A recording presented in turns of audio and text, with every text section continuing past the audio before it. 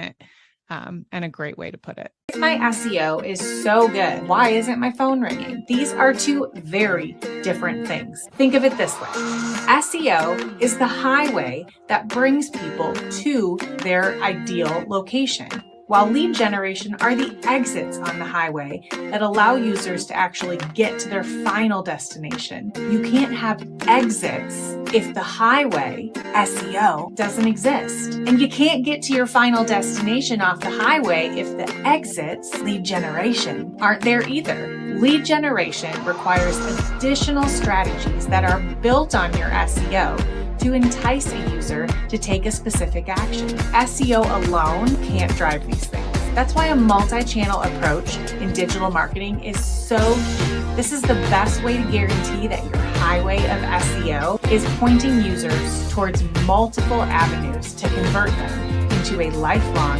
happy customer. 3 SEO facts in 45 seconds. Number 1, SEO or search engine optimization is the magic behind your website, but it's also the user friendliness of that website that Google will love. Number 2, keywords are super important, but you can't just stuff them everywhere. You need to create content utilizing those keywords based on the information that your users actually want. And number 3, content is king.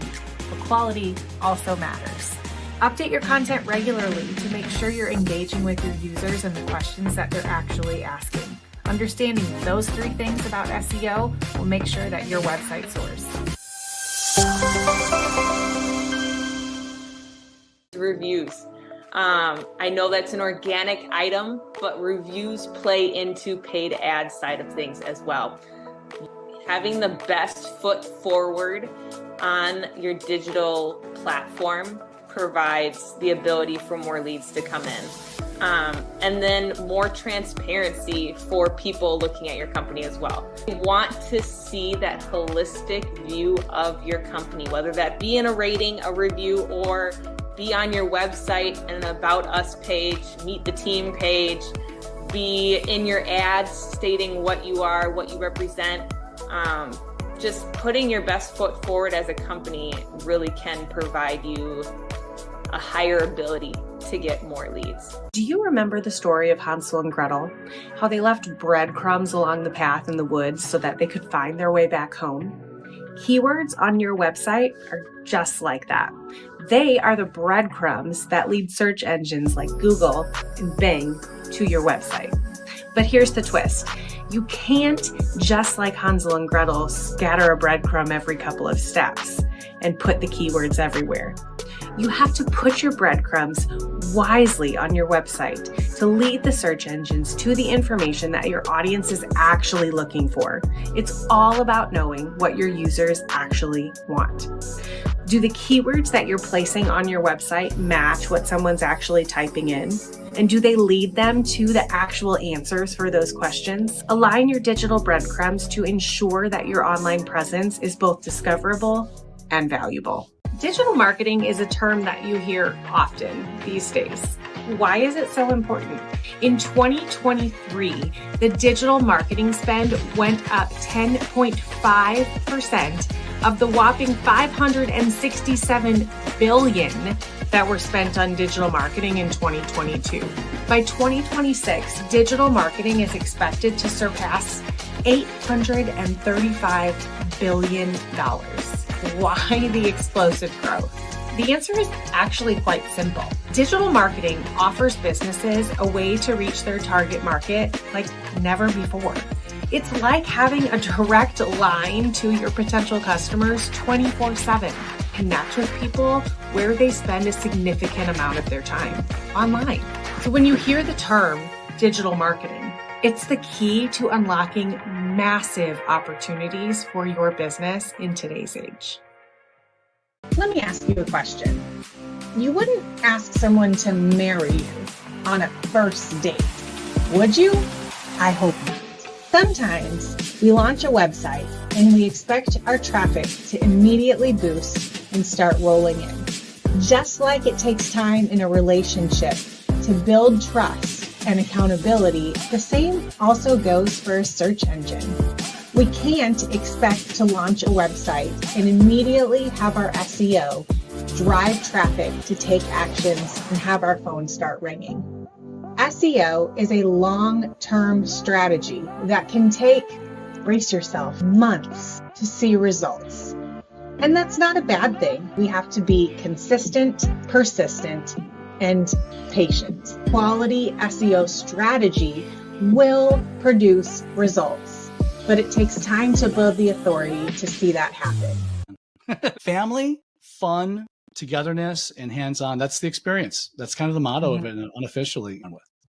You did hit it right on the head, not even just with the experience, as great as that is, but this industry in and of itself, it really is a family. Like I think every conversation that I've been able to have with someone in the industry relates back to this is such a unique industry because day in, day out, you are tactically helping to repair this, like, usually horrible moment in someone's life. And you're doing this huge amount of work, but in reality, it's actually also a very small industry. So you get to know people and you bond over those stories, and you do, it creates a family. Yeah, you hit the nail on the head, Amanda. What's one thing that can immediately boost your business's ROI? The answer is actually quite simple. Quality leads. Quality leads are like the lifeblood of your business. They're folks that are genuinely interested in what you offer, whether it's a product, a service, or something else. And when you have a stream of quality leads, your chances of turning them into a happy paying customer skyrockets. And guess what? That translates directly into a healthier bottom line. But here's the kicker. Generating quality leads isn't about flashy tricks or high pressure tactics. It's about connecting with the right audience at the right time with the right message, providing value, answering questions, and building trust. When people trust your brand, they're more likely to become loyal customers. So there you have it. The secret to boosting your ROI. Focus on quality leads, engage your audience genuinely, watch your business thrive.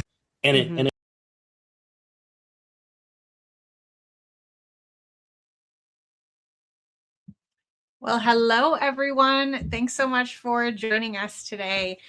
We are really excited once again to be back for our monthly webinars. And today, I'm so excited to tag team this one with you, Alex. It doesn't have to just be me talking. I'm so happy to be joining and kind of co-hosting on my first webinar. So this is super exciting for me too. It'll be great. You're gonna rock it. You always do. So I have no doubt. Well, for those of us joining today, today we're doing a webinar called The Hidden Cost of Doing Nothing. This is something that we hear and see all the time from our customers and just conversations that we're often having. So we thought this was really fitting, especially if you're in home services coming off of, a little bit of a slower year, a little bit of, uncertainty in where things are headed, and wanting to make sure that we're really hitting things well going into this year. So we're excited to be here today to kind of cover this. So let's do some quick introductions. If you've been on the webinar before, you've probably already sick of seeing my face, but I'm excited to be back. My name is Amanda. I am the CEO and head of sales here at Virtual Vision.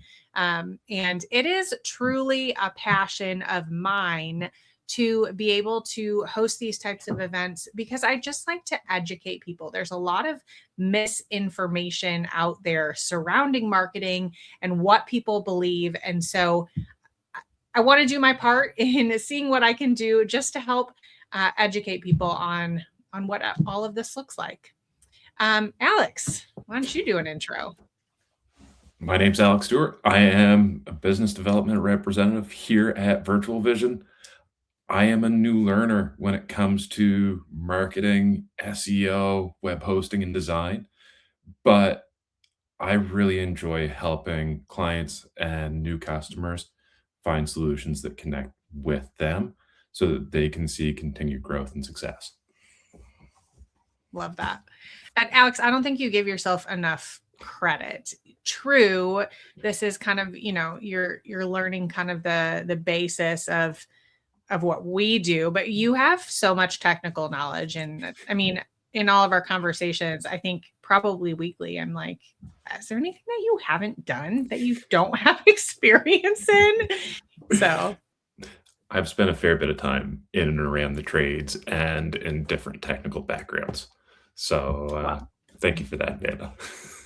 very honored to have you here. Let's go ahead and let's just do a quick intro to Virtual Vision. So we truly approach marketing as an aspect from not just an agency, not someone who's just, hired to come in and help your business, but truly someone that's made to come in as a partner, not just a vendor. So we've been in business since 1997. Next year's 30 years, and we're going to celebrate. I'm so pumped. But we're so proud of the success that our team has seen working with home service businesses, as well as we're based in Wisconsin. So we've got quite a few local businesses here as well. And the success that we see in working with customers just to understand, what's going on and how we can best support them. So just a quick lineup of our services. We have kind of a one-stop shop.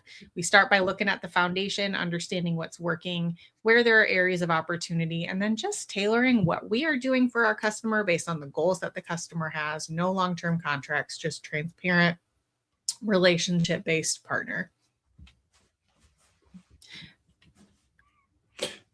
Some really simple housekeeping notes. Please use the chat. Keep it friendly, keep it social, post any questions that you have in there. It is a great place for us to get to know you a little bit more and what you guys want to get from this webinar and this series. And we will address any and all questions in the Q&A at the end. Yeah. And I probably should have put this, or we should have put this on our presentation, but if you are joining us today, we would love for you to tell us your name, where you're joining us from, locationally. And if you're willing to share, what your business is, you can just drop that in the comments. We do have Hazel, who's our rock star admin, who's going to be helping out in the comments just to filter through some things and set up some questions for later. You're welcome to chat publicly. I believe you can also send a private message if you've got questions that you don't want to share publicly as well, that we'll address at the end. So we have some really simple key objectives, things that we want to be able to give to you so that you can walk away at the end of the session and say there was some real value in what we've done. So we want you to come away from this session knowing what doing nothing can actually look like. The hidden costs that owners don't necessarily track or see up front in the decisions that they make. Some common reasons that these decisions that we make can freeze a business, and the difference between patience and procrastination. So true. These are going to be some really good things. So yes, as Virtual Vision, we, work and specialize a lot with home services businesses. So a lot of the examples that you'll hear today do play into that. But no matter what sort of business you're in, I want to point out the fact that, why isn't this showing all of my text? I don't know. Okay, well, we'll see. Let's see here. Okay. Either way, I'll read them out here for you. So if you're a business owner, you've probably had some sort of one of these three thoughts. Let's pause our marketing for now. Or, you know what? That's not my top priority. We'll fix X, Y, and Z, the website, the organics, the whatever. We'll fix that later. And then this is probably the one that I hear the most, some iteration of, it feels safer to just wait or do what we've always done. And that's really what we want to talk about today. So I want to start by telling you guys a story. So this is Mike. Mike is a business owner. He owns a small HVAC company. He's got about 8 trucks. He's got a super tight team, and he's been in business for 12 years. So he's got a pretty good base of what's going on. Mike, much like a lot of business owners, is a super sharp guy. He watches every dollar. He knows his numbers. He's not reckless with the decisions that he's making in his business. He's not flashy, and he's built the business the hard way. Currently, most of Mike's business is coming from referrals, repeat customers, a few builders that he's worked with here and there. And honestly, a whole lot of hustle, because we know when you start a business, that tends to be where a lot of things come from. Mike is the guy that's answering emails at 10:30 at night. He's the one that's jumping in a truck when a tech calls off of work. His team works hard, but he works even harder. And for a long time, 12 years, right? This has worked for Mike. Every year, he did about the same in business. He had enough work to keep his trucks busy, enough profit to feel stable. It wasn't booming, but he wasn't struggling. It was just kind of, steady Eddie. And Mike would say the same thing every time marketing came up. You know what? We're fine. I don't really need to spend money on marketing now. We've got enough work. But here's what started happening over the next few years. Nothing dramatic, nothing major, just small things. One of his builder relationships slowed down because it's expensive to build houses. So that business dropped, therefore less referrals. A longtime referral partner decided to retire. Good for him, but lack of referrals. 2 new HVAC companies opened in his town. And Google search results started filling up with competitors running ads and collecting reviews. Now, Mike, being the smart, steady Eddie man that he was, he didn't panic. The phone was still ringing. It was just ringing a little less. So you started to hear things like, we're a little light next week. We've got some gaps in our schedule. Hey, should we maybe push some maintenance schedules to see if we can get some more phone calls in? So Mike did what he always does. He hustled a little bit harder. He ran a quick discount. He called his old customers. He asked for more referrals. He picked up more of the operational work himself so that he wouldn't have to raise costs and hire someone else. And again, the business survived. It kept going. But here's the part that I want to point out that most people miss in this. Oops. Mike did not lose his business. He didn't lose business, period. But over the years, his revenue stayed flat while his costs started going up. Because of what was happening, he stopped replacing trucks because cash felt a little bit tighter. He couldn't hire that extra tech that he needed. And he himself started working more hours again, as lots of owners do. Vacations got shorter, stress got higher. And the biggest one, his growth didn't stall because of a bad decision. In Mike's case, his business stalled because he didn't make a decision to do anything. In Mike's case, the cost of doing nothing here wasn't a big marketing bill. It wasn't a failed campaign. It wasn't a risky investment. The cost was missed customers who chose competitors online, lost visibility from other companies who invested in reviews and search. He lost dependence on fewer referral sources. He had less to go on. A business that is required to hustle a little bit more every year tends to just stay in the same place. Mike didn't avoid spending marketing dollars. Instead, he traded that spending for more personal stress, more operational pressure, and slower long-term growth. Now, listen, I understand that I'm painting you a picture here of a beautiful AI photo. But this is something that we've seen all the time and we see all the time. This is a very common situation for many smaller, non-franchise businesses. Also, maybe even in the franchise space, though. So let's talk a little bit about what are some of the implications of Mike's story. So first, as we talked about, he had a flat growth. And in this situation, that didn't mean that meant he wasn't growing. But flat growth, when you're doing nothing, ultimately means a decline.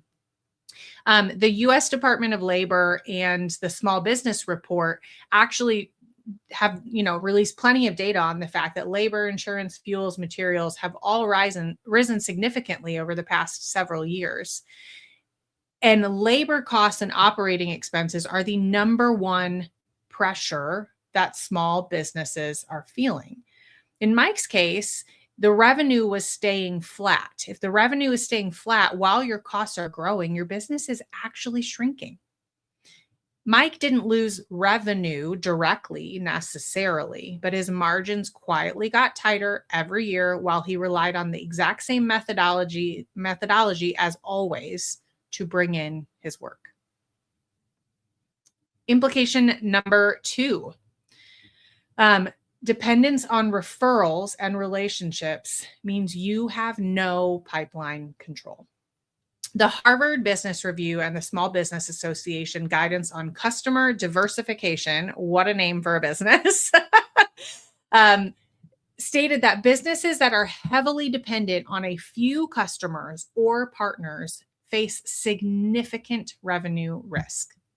Loss or a slowdown of those key relationships can truly cause immediate, not even a gradual, but immediate instability for a small business. And dependence on those referrals poses a significant revenue risk because you don't control your pipeline. You are waiting for someone else to give you access to that. In Mike's case, he didn't lose this business overnight. One relationship slowed down, and that impact came months later when it was too late then to make an adjustment. And when this happens in more ways than just one, in Mike's case, we talked about the fact that a builder relationship slowed down. Well, his referral partner retired. Those two happening at the same time creates a snowball effect.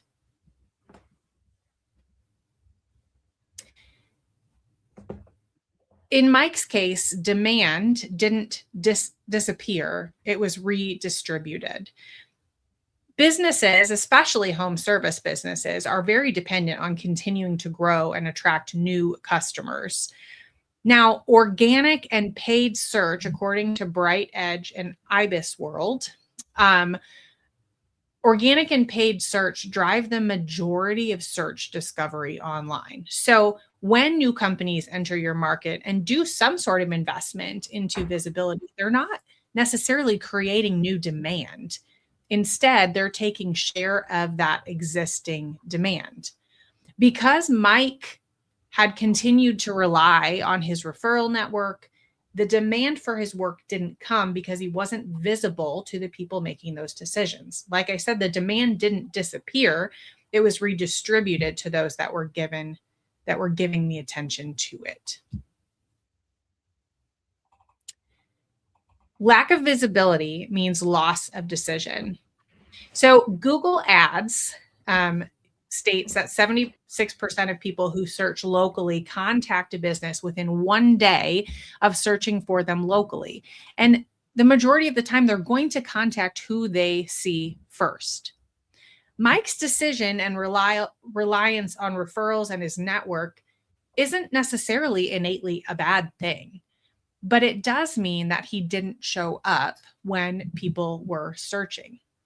Customers didn't stop needing HVAC services. Instead, they just called the first company that they saw, and it wasn't Mike's HVAC. If you're not visible when demand happens, you're not in the decision. And when things like, when owners, we miss the fact that when someone searches for this company, they're only going to contact one person. So if you miss that moment of visibility in a search, you didn't just lose a click like we like to think about it. What you lost is an actual job. And the fifth implication, more hustle to stay in the exact same place. McKinsey's Small Business Research and the Small Business Association did a study on businesses that adopt digital demand. And the businesses that do that grow faster and operate more efficiently. Rather, those that rely on manual sales, networking, and an owner effort show slower growth and obviously a higher owner workload, which leads to stagnant growth and burnout more times than not. Without some sort of consistent demand system, growth comes from your effort instead of your visibility. That's why Mike was working more hours just to stay the same, or maybe even less busy than he was when he started. He worked harder to gain no more traction. So why did waiting backfire in Mike's case? He didn't make some massive decision. He just said, hey, we're doing great. We've always done this. There was no big moment of we're going to stop and this is what happened. But reducing visibility leads to a gradual demand decline. And that's where the slow fade of visibility truly becomes very detrimental and dangerous for a business. Because by the time you get there, recovery is not a quick process. Recovery often takes longer and costs more than just maintaining a presence. Most businesses don't realize that they're losing or lost ground until they're already so far behind. And that's where you get to the hidden cost of doing nothing in Mike's case. In his case, the hidden cost here was stress and stalled growth. Gallup Small Business Owner Study and the U.S. Chamber for Small Business Owners reported increasing stress tied to revenue and uncertainty for owners with their workload. And that growth stagnation in a small business correlates directly with increased owner operational involvement. When Mike's demand became unpredictable, he, as the owner, became his business's backup plan. That is unhealthy. And that was a hidden cost of doing nothing in this case. I want to make this very clear. Mike didn't avoid spending money. He traded predictable growth for unpredictable stress. So how does this actually apply? Yes, Mike is not a true person, but it's a story I hear all the time. I want to share this with you. This is coming from someone that I met with very recently in a situation very similar to Mike. When I met with them and I heard the story, I heard things like, we were doing great. We were busy. Most of our work came from referrals and reputation. And you can see that growth right here. Now, this company did just fine, but there was times when then, things didn't go so well because they got to this point in 2021 and they hit their peak year of performance, super strong revenue, super full schedule, doing great. And because things were going well, they didn't invest in any ongoing strategy. There was an assumption that things will just happen the way they've always happened. And because of that, then you see this very consistent drop over the past 3 years. And now to recover from that will not only cost some, but it's going to take quite a bit of time. This is the danger. In this case, that decline led to a 70% decline in leads year over year for them from 2021 till now. That's huge. And the revenue dropped by more than half year over year as well. Hear me loud and clear in this. This was not caused by a bad marketing campaign. This was caused by inconsistent or lack of effort that led to reduced visibility over time. And just like Mike, this business did not fail. They are still in existence, but now they've lost the momentum and they have to start from the ground all over again. What makes this feel dangerous is that this never feels like a crisis until it's too late. Things just get a little harder every single year. The most expensive marketing mistake isn't doing the wrong thing. It's doing nothing consistently. And that's where I want to leave you and pass it to you, Alex. Thanks, Amanda. That is a consistent story that we hear day in, day out. Absolutely. Here's another really consistent one that we get. I want to introduce you to another business owner you might relate to. A few years ago, we worked with Jason. He runs a local restoration company, doing $2 to $3 million a year in revenue. Solid business, good reputation, strong team. But Jason started feeling margin pressure. Rising costs, tighter profit margins, more competition in his local area. Like a lot of businesses, he reviewed his overhead to find places where he could cut and save. When Jason looked at his expenses, his marketing and web design stood out to him as a place where he could make some savings. It felt like a cost he could cut back on, something he could pause without hurting the operation. So he scaled it back. He scaled back his ad spend, delayed website updates, paused SEO and content projects. At the time, it felt safe, felt smart. But here's what unfolds. In the first year of cutting back in saving, revenue dropped 16%. Fewer calls, fewer leads, lost momentum. In the second year, it continued to decline, 25%. It wasn't a single disaster. It was just a slow erosion of visibility and growth. By the time Jason realized the impact, his competitors had already pulled ahead. And recovering that momentum cost more than maintaining it would have. Jason didn't make a reckless choice. He made a logical one based on cost. But the real cost wasn't the marketing spend. It was lost revenue, lost leads, lost visibility, lost momentum. What looked like savings turned into a much bigger expense down the road. So when Jason's visibility was reduced, it didn't feel dramatic at first. But reduced visibility leads to fewer calls, fewer leads, fewer opportunities. If people can't find you, they can't choose you. When your visibility drops, that space doesn't just stay empty. Your competitors are going to step in. Lower visibility doesn't pause the market. It gives others space to grow theirs.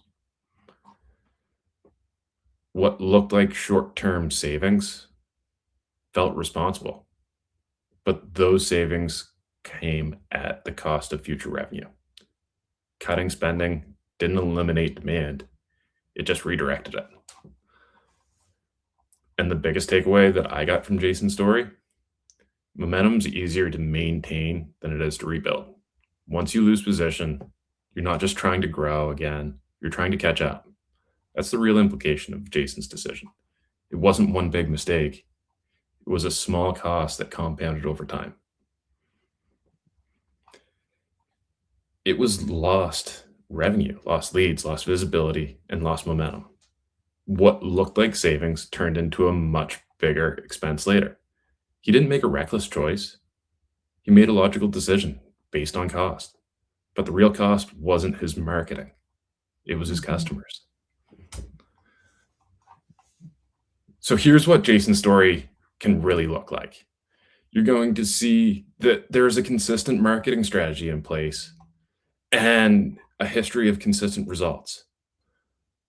But that's all undermined by choosing to cut his costs instead of continuing to invest in maintaining his customer base. Mm-hmm. Yeah, absolutely. This is so key. In fact, I've got another example that I wanted to share here too. This is just another example. It doesn't feel quite as drastic as the previous one where there was a complete stop. This looks a little bit like a slow fade that we talked about. So, a consistent strategy and SEO effort. The the business owner was actually doing very well, and in this case, wasn't looking to cut costs just because. Rather, they said, you know what, we've got great traction and great performance. I bet it'll stay that way, and stopped their efforts. And you can see where that decline has led. And I think that leads to, Alex, a really common question. Yes, these are examples, but there are common themes behind these examples that cause businesses to say, I think it's time to either cut or to just maintain what we've always done. I don't know about you, but like one of the ones I hear often, and part of the reason that we do these webinars is because there's a lot of conflicting advice around marketing, right? And rightfully so. But I think that's a really big piece. One marketing company says one thing, another says another, and it's all based on the strategy that they're using. That's why I think it's really important to look at foundational structural setup for marketing versus just the performance, because at the end of the day, performance will always be based on the structural setup. Everyone's strategy of how to amplify that is what makes it slightly different. I think we also see a number of people choose to freeze what they're doing because they've had past disappointments. That's the truth. Yeah. They've been jaded by a past experience with another company Mhm. that made promises. I I've quickly learned that promising top results, being at the top of visibility, isn't something that is at all realistic. Yeah. What is realistic is being able to say, we can deliver consistent growth over time Mhm. by implementing a consistent strategy. Mhm. Setting good expectations and being fair and realistic with people up front is far more advantageous than leaving them disappointed in what we can do. Absolutely. Well, and I think too, so like in Mike's case, a really big reason for him was sort of this.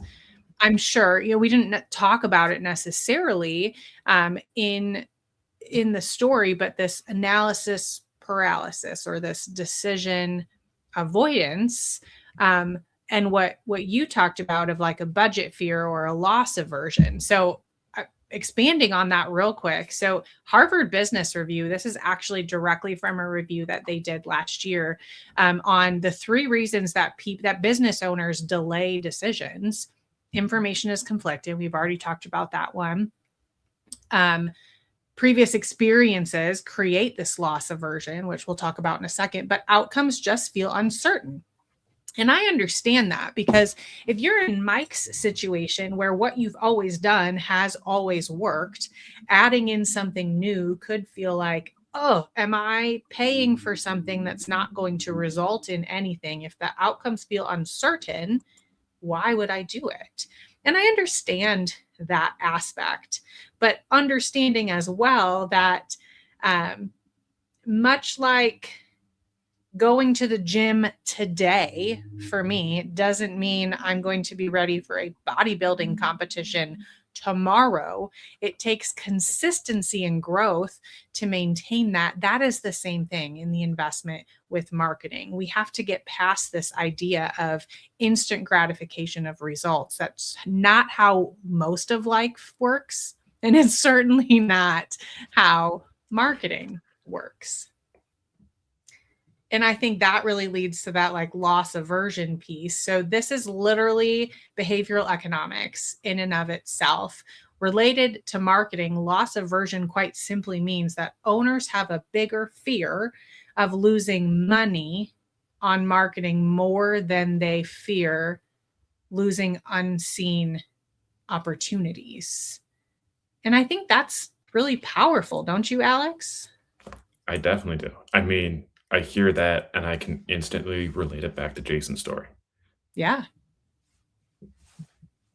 Yeah, I think this is really huge. So it wasn't an opportunity that they said no to. It was the thought of, well, we'll just cut back. And by cutting back, what they actually did was lose themselves revenue. Realistically, in marketing, the cost of doing nothing, the biggest risk there often feels like the cost is spending. But really, the greatest risk and the greater risk here is simply standing still, simply doing nothing. And I do think it's important to note here that patience versus procrastination. Now, there is a healthy balance of a business owner who knows they need to invest in showing up visibly, but says now is not the right time, versus procrastination and just saying, I don't want to do that. I'm too scared to do that. I'm avoiding that decision altogether. I think at the end of the day, in this scenario, the best time for action is always now. And if now is not the moment in which your business can do it, that's okay. But then identify when it is and don't avoid that. It's never too late to start. But the longer you go, the more that slow fade is going to show up. The harder it is to gain momentum, to build on what could have already been. It gives space for competitors to grow their own market. Yes. And in doing so, you have that much more to compete against when you do choose to show up. 100%. Absolutely 100% here. So just as a quick note, I am a kind of a stickler at this, but I firmly believe we got to cite sources. So this is just a quick list of our references today. And I know we spoke very hypothetically, but I want to just make sure to point out, like, these are the things we've seen across the board. You can see that from the graphs that we're showing and the things that we're speaking to here. Jason and Mike, yes, they're hypothetical. They are characters that we made up, but they're also characters who just have a different name from a conversation I had 2 days ago and a conversation, Alex, that you had 3 days ago or last week. These are everyday conversations. We just gave them a different name and maybe a different industry. To protect the names of those involved. Exactly. It's our witness protection program. Exactly. So one of the things that we want to promote, I'm going to be fully transparent here. This is a brand new tool. It is literally not live to anyone else unless you are a part of this webinar today. We just completed a brand new tool that allows you to go on and score your digital marketing visibility score online. It is not at all based on what Virtual Vision says is the way to show up online. This is looking directly at compliance standards for speed, usability, structural data that is required to be able to show up online and comparing that to the regulation and the compliance standards here. It gives you your overall marketing health, visibility, and performance insights. And just by, going on here, you can get your top 3 high impact action items that you can put into place right now to be able to understand what would increase my visibility or what are the high impact things that are holding me back from that. So you can scan this. Again, 100% honest, this is still in beta mode. So by doing this, you are helping us test out this new tool that we're super excited to share. It gives information on, again, just how maybe in your case, doing nothing or cutting back or just being unsure of what's holding you back, what that could be. And I think we've seen this be a very powerful tool in the testing period for some of our clients. the instant success that they saw when they launched their new website and the instant visibility that they gained from choosing to take action, choosing Absolutely. to make their website faster, compatible on desktop and mobile. Those updates are not only needed, but they're necessary if they want to continue to see growth. Absolutely. So feel free to use this tool. I think it's a really powerful way to just get information on what's happening as a starter. And then certainly at the bottom of this tool, you'll be able to schedule some time with either Alex or I to talk through these. Again, we believe very firmly in just being a partner that people can trust in our industry. So if part of the reason you have not done anything or cut back is because you feel like you don't have enough information to make a valuable decision, that's partly what this tool was designed for. That's what we meet with people for. You know what? If at the end of the day, I give you all the information in the world and you go take it to someone else, that's okay with me, because I want to offer you value in a trusted partnership, even if it's just by educating you. And I think that's the most powerful thing that we can do as marketers, is just offer information and say, hey, we can help you with that when you're ready.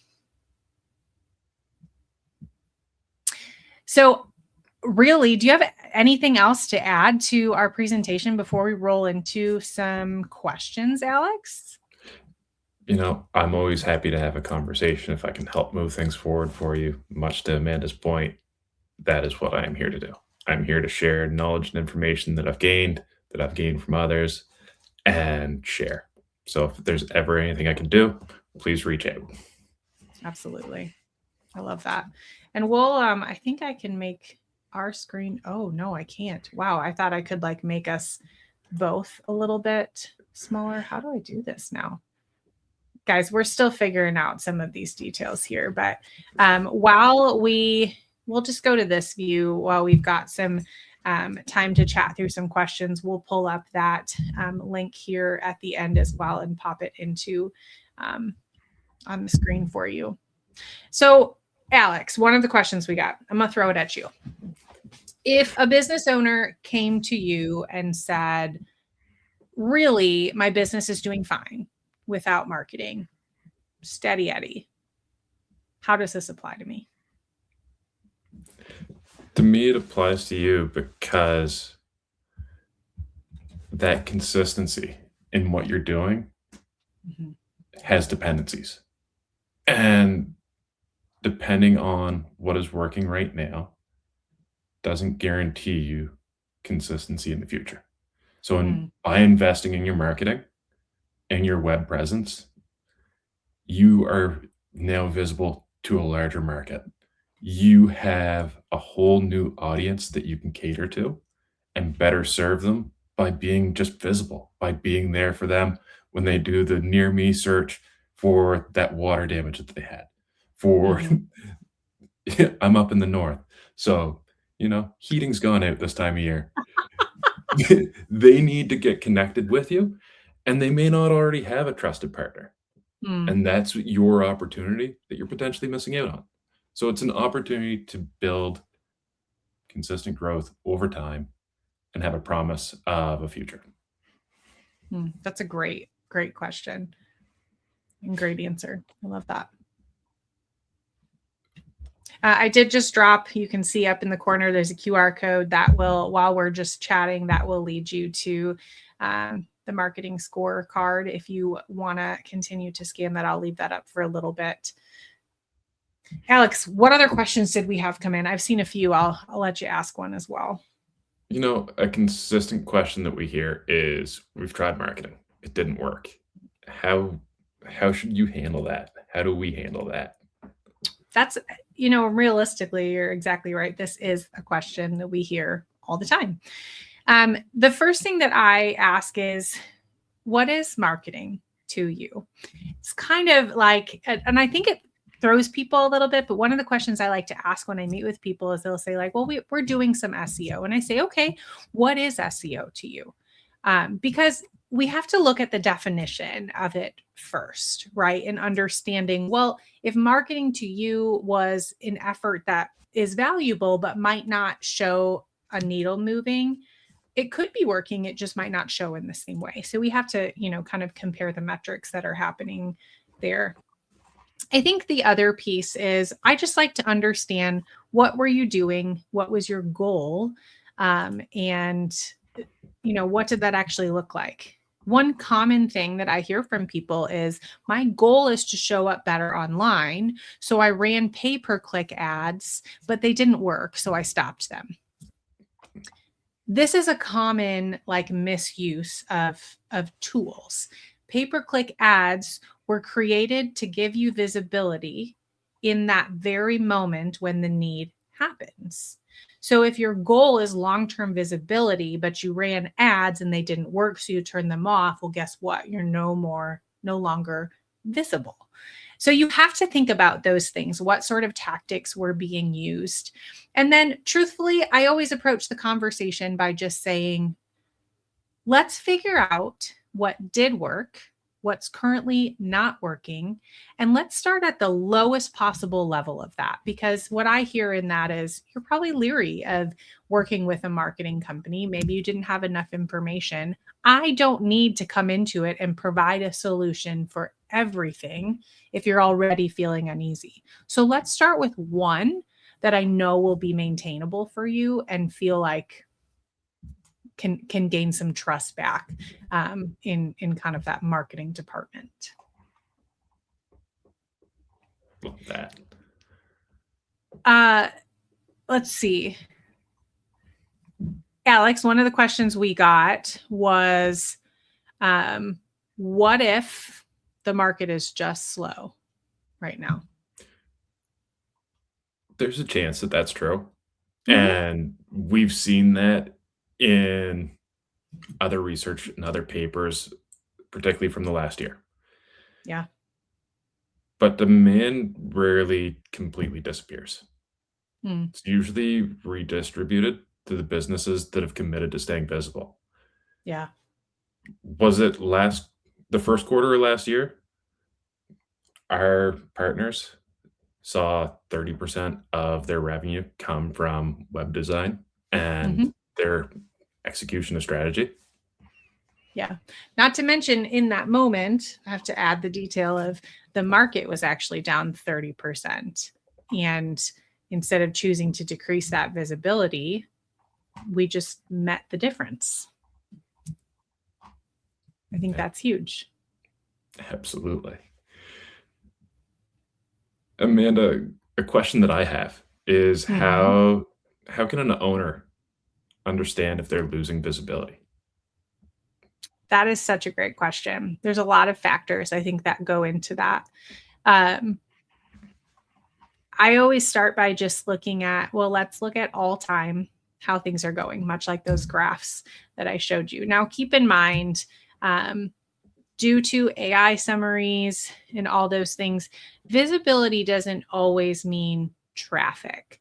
So I think you have to have a good understanding of, traffic isn't the only indicator of visibility. Now you have to factor in AI visibility, and that's a whole other topic. In fact, we haven't even decided on our webinar for next month, but maybe we'll dive into that. Who knows?